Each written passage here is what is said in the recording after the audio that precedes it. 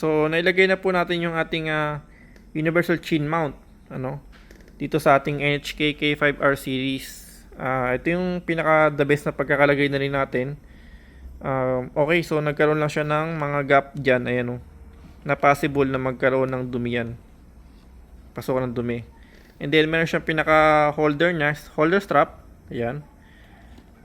Yun nga lang, pag sinarado natin to, yan yung tsura niya, no? So, comparison dito kay Hansi.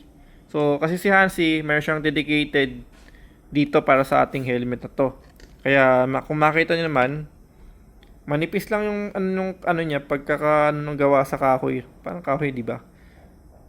Lapat na lapat talaga siya, pati yung adhesive niya. Tapos yung pinaka strap niya dito, yung pinaka parang magiging holder niya. Ayan. So, nakadikit din to. So, medyo malinis tingnan, kumpara dito pag nakalagay siya. And then, yun nga, nakaipit talaga siya.